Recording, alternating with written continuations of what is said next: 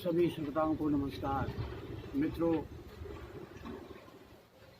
एक धन्ना जाट नामक एक व्यक्ति थे जो बाद में एक महान संत पुरुष बने। वह किसान थे, कृषि कार्य करते थे, उसी से दरगुजर करते थे और अपना जीवन निर्वाह करते थे। भगवान के परम भक्त थे।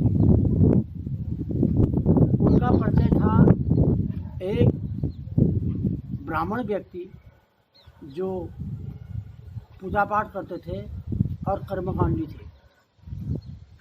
एक बार उनकी इच्छा रही कि मैं पंडित जी के पूजा के समय उनके घर में जाऊं। लगभग पूजा के समय वह पंडित जी के घर में जाते थे और हमेशा पंडित जी से पूजा के उपरांत प्रसाद मांगते थे। पंडित जी उनको प्रसाद देते थे। ऐसे होते करते एक दिन पंडित जी ने कहा कि दादा, तुम रोज़ प्रसाद के लिए आते हो मेरे घर, लेकिन तुम तो किसान हो, तुम्हें तो इतना समय कहाँ मिलता है आने के लिए, तो तुम अपना कृषि कार्य छोड़ करके यहाँ आने का समय कैसे तुम्हें मिल जाता है। तो धन्ना जाट ने कहा कि आप मुझे, आपके पास तो कई भगवान हैं, एक भगवान को उठा के आप मुझे दे दीजिए। तो पंडित जी ने उनको एक बांट माप, जिसको तोलते हैं, वो बांट माप दे दिया और कहा यही भगवान है। धन्ना जाट उस बांट को लेके अपने घर में गया और उसने पूजा के स्थल पर उस बांट को रख दिया और नित्य उस बांट की पूजा करने लगा। कुछ दिनों के बाद वह पंडित जी के घर गए और पंडित जी से कहा कि आप मुझे प्रसाद दो। पंडित जी जब प्रसाद दिया पंडित जी ने, तो उन्होंने कहा, क्या आप मुझे प्रसाद देते हो, क्या प्रसाद भगवान भी खाता है आपके वहाँ? पंडित जी ने कहा, क्यों, भगवान प्रसाद कहाँ खाता है, भगवान को तो भोग लगाया जाता है।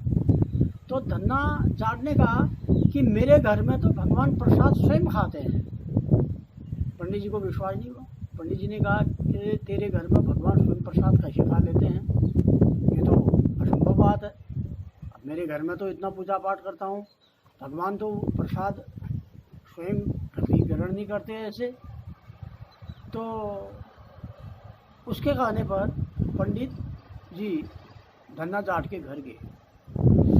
धन्ना जाट ने उनको पहले तो अपना जो मंदिर था, जो बांट रखा था पूजा के स्थल पर, वो दिखाया। जो भी प्रक्रिया थी उनका कर्म का, नित्य नैमित्तिक कर्म, वो सब बताया। उसके बाद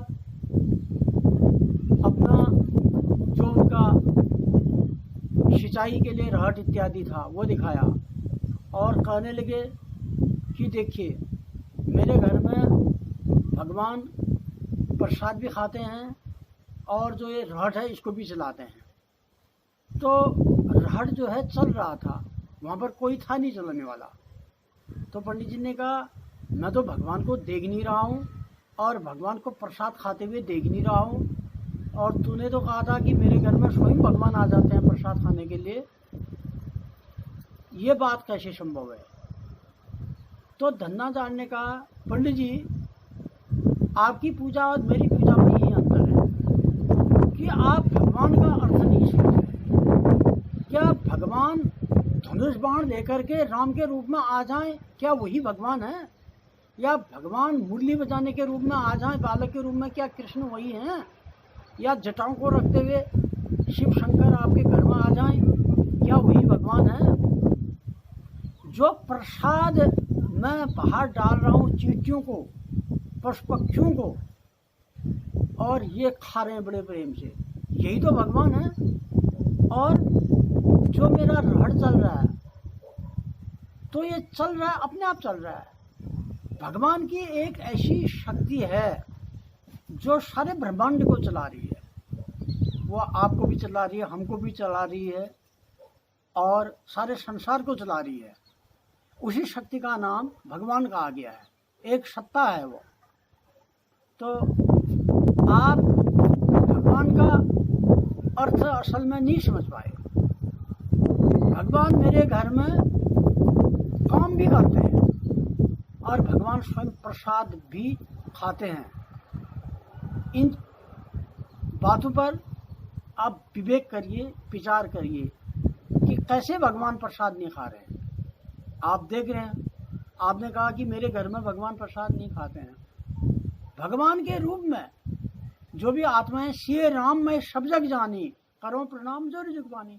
जब श्री राममय सब जग है तो क्या चिड़िया जो प्रसाद खा रहे हैं, जो दानों को खा रहे हैं, और जो भी ये प्राणी पूजा के बाद मैं जो प्रसाद छत में डाल दे रहा हूँ पशु पक्षियों के नाम पर या कुत्ते बिल्लियों के नाम पर, क्या ये भगवान नहीं है? आत्मा नहीं है उनके ऊपर? आत्मा में जो चीज़ बची है इसको आप क्या कहेंगे? आप पंडित जी पहले भगवान को समझिए। आपने पूजा की, मूर्ति पूजा की, सब कुछ किया, लेकिन आपके दिए हुए जो बाँट है इसको मैं नित्य पूजता हूँ। उसके बाद मैं प्रत्येक प्राणी के लिए अलग अलग भोजन बाहर डालता हूँ कि मेरे भगवान प्रसन्न हो जाएं। यदि इनकी आत्मा प्रसन्न हो जाएगी, जो पशु पक्षी इत्यादि हैं निरीह प्राणी, तो मेरे भगवान प्रसन्न हो जाएंगे। तो भगवान प्रसन्न होने का मतलब ये धन्ना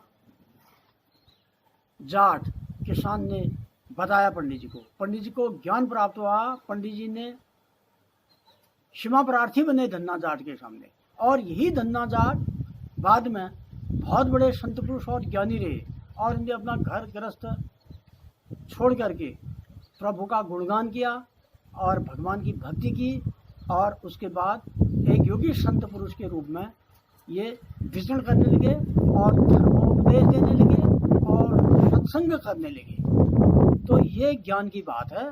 तो इन्हीं बातों को सुन करके आप भी भगवान का वास्तविक अर्थ समझिएगा। इन्हीं शब्दों के फलस्वरूप मैं अपने वाणी को विराम देता हूँ। धन्यवाद।